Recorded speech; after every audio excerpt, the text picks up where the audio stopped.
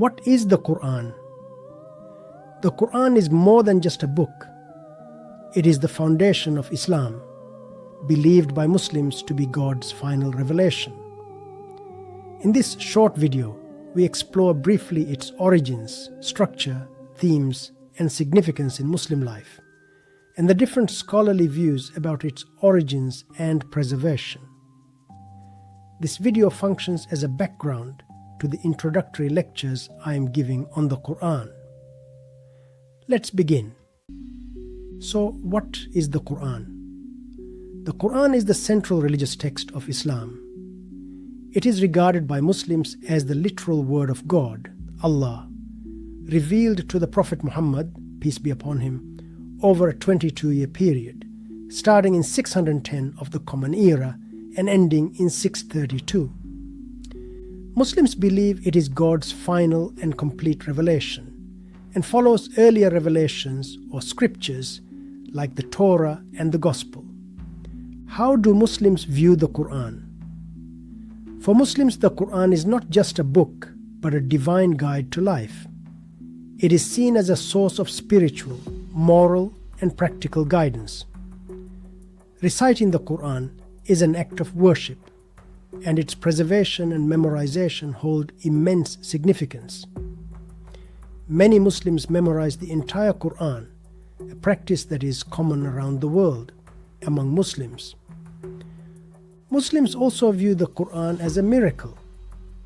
They believe its eloquence and linguistic beauty are unparalleled, and that it serves as a proof of Prophet Muhammad's prophethood. The Qur'an is also seen as eternal, unchanging, and universally relevant.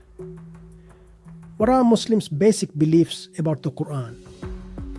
Muslims believe the Qur'an is infallible, meaning that it is without error because it comes directly from God, that it is unchanged, meaning the Qur'an we have today is identical to what was revealed to Prophet Muhammad, that it is comprehensive, meaning it addresses all aspects of human life, from worship to interpersonal relationships to governance, that it is universal, meaning it is intended for all of humanity, not just for Arabs or Muslims. What is the structure of the Qur'an? The Qur'an is composed of 114 chapters, called surahs, which vary in length. The longest chapter, Al-Baqarah, has 286 verses, while the shortest, surah, has just 3. The chapters are further divided into verses, called ayah.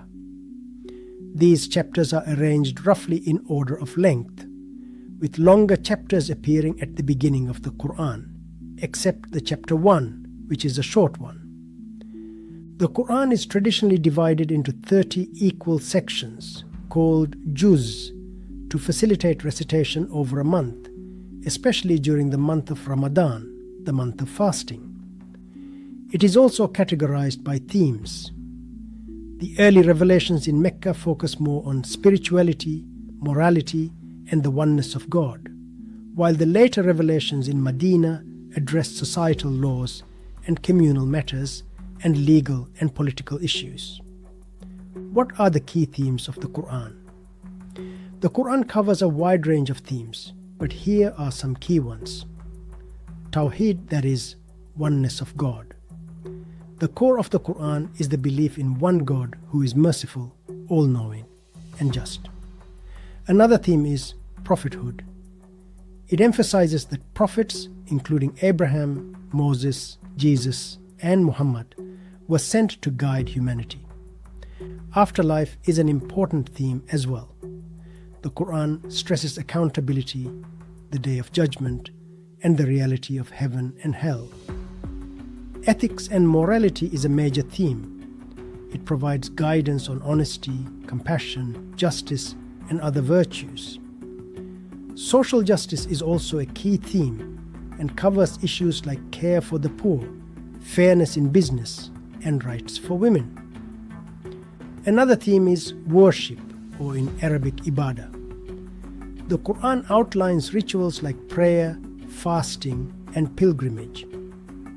How was the Qur'an put together?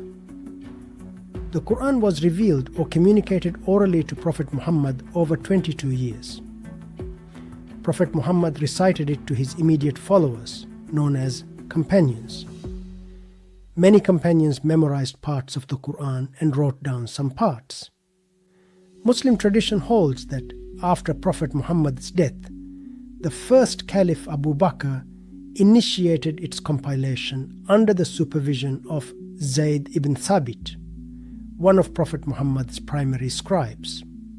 During the Caliphate of Uthman, the third Caliph, discrepancies in Qur'anic recitation arose due to linguistic variations in different regions of the expanding Muslim state or caliphate. A sense of urgency was felt to standardize the text. Caliph Uthman commissioned the collection of the Qur'an and standardized the text. He also ordered Muslims to destroy any existing Qur'anic material that may conflict with the standardized text. The Qur'an as we have today is the standardized text during the Caliph Uthman's time.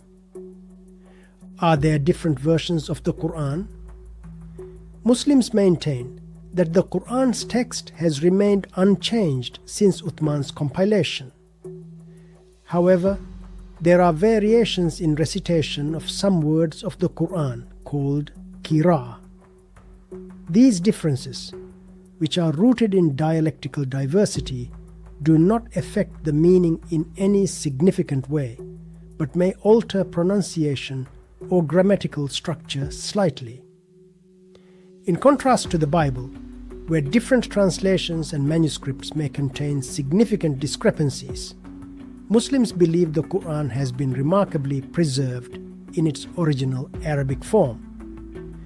How do Western scholars view the reliability of the Qur'an? Western scholarship on the Qur'an spans a spectrum of views. Many Western scholars acknowledge its remarkable preservation compared to other ancient texts. The oral and written traditions supporting the Qur'an's transmission are seen as robust and historically reliable.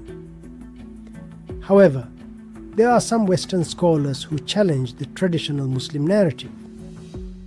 They question the timeline of its compilation, argue that some verses might have been added or altered later, or suggest that it reflects pre-Islamic cultural and religious influences. These debates often arise from applying historical critical methods to the Qur'an, similar to those used for the Bible. What about interpretation of the Qur'an? Muslims have a wide range of interpretations of the Qur'an. These reflect the different theological, legal, mystical, or even political or social orientations of interpreters. The Qur'anic text is the same, but its understanding and interpretation vary among Muslims. As we continue exploring the Qur'an in subsequent lectures, I encourage you to keep an open mind and approach this text with the curiosity and respect it deserves. Thank you for watching. Stay tuned for more lectures in this series as we explore the Qur'an's history, themes, and interpretation, as well as related debates today. Subscribe and turn on notifications to catch the next lecture in the series.